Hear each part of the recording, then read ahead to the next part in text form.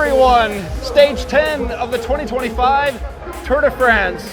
And today, well, it could be a stealth stage, but with teeth. We are racing into the Massif Central, 8 categorized climbs, exposed ridge lines, rugged, up and down, relentless all day. A day that'll break legs and rhythm and possibly hearts. It's the type of stage that doesn't really look dangerous on paper. That is until someone blows it to bits. Could we see a GC shakeup today? Riders like Oscar Onley, Florian Lipowitz, down there in the top 10 of the GC, they could take this chance to claw their way back up in the GC. And oh, don't forget about Primoz Roglic. He's hovering, he's lurking, and this is the kind of chaos that suits the Slovenian. And add in the fact that tomorrow's a rest day, and that just gives everyone permission to go all in. Give us an idea of how hard this stage is.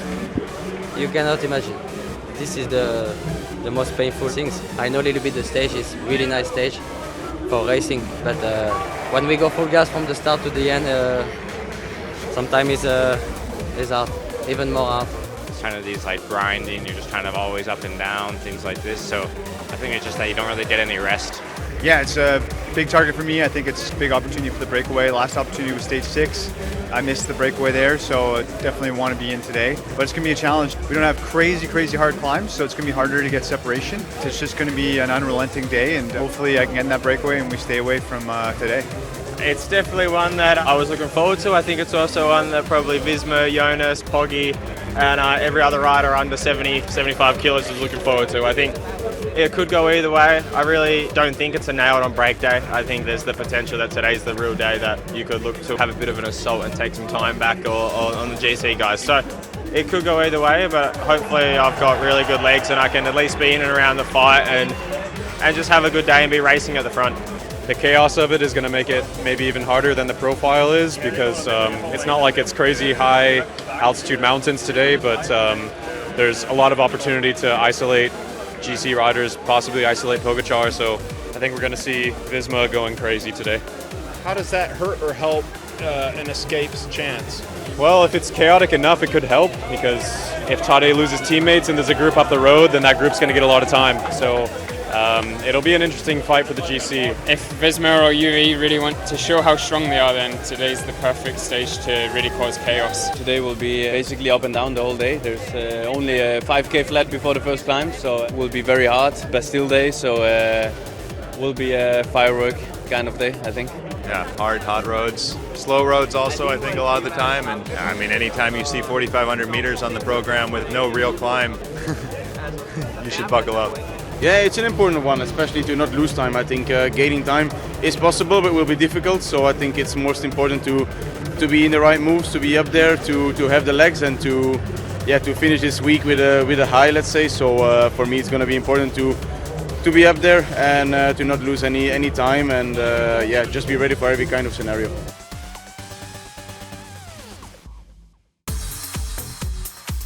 Just stop for a quick coffee break-in. Oh, this one's worse than any of the ones we've had so far on this year's Tour de France. Worse than the roads in Italy. The peloton's deep into the Massif Central now, climbing, descending, exposed wind, relentless. It's the kind of stage that doesn't suit anyone except the bold. Now, if there's gonna be a GC move, well, it's gonna happen right now. You can feel the tension building.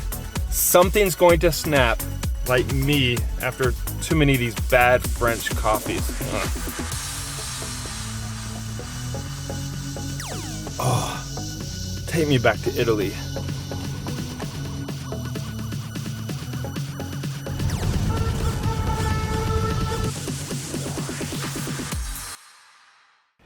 Right here, look at this. We made it up to Le Mont-Dore. The clouds are hanging low, just like the mood in the bunch. We've had 10 days of racing to get to this point, and the fatigue is starting to show. This is the last chance before the rest day for someone to try something, and you can bet they will. He's now got a hat-trick of victories in the Tour de France. Yates wins stage 10. It was an incredible day for us, winning the stage, and also for me personally, I'm happy with my legs, how I felt today. So yeah, I think we can say that it was a good day. What was the overall strategy? Was it to set something up for Jonas? Yeah, it was to be in the breakaway, to make the race hard, but also to go for the stage from the breakaway. And of course we tried something in the end, but it wasn't hard enough, I think, the parcours, but also Tadej was super strong today, like always. And yeah, it was good to see that Jonas could follow his big attack in the end, and a good day for us. Did today live up to his billing? Yeah, it was one of the hardest days I've had on the bike. Numbers-wise, it certainly was, and I'm feeling it now. My legs just felt like blocks of wood out there. I felt like my calves were cramping already after 20 minutes into the race.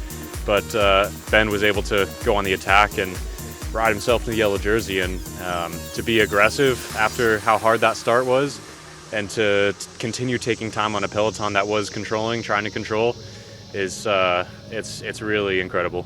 Stage 10 done and dusted. Savage? Yes, indeed it was. GC shakeup?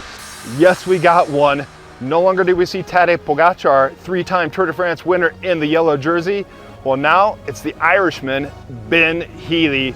Stage win goes to Simon Yates, who was up the road as a satellite rider for his team leader, Jonas Vingegaard. Well, one thing's for certain, as we go into the rest day and the second phase of this Tour de France, the riders are going to be sharpening their knives. The pressure's getting heavier, the mountain's higher.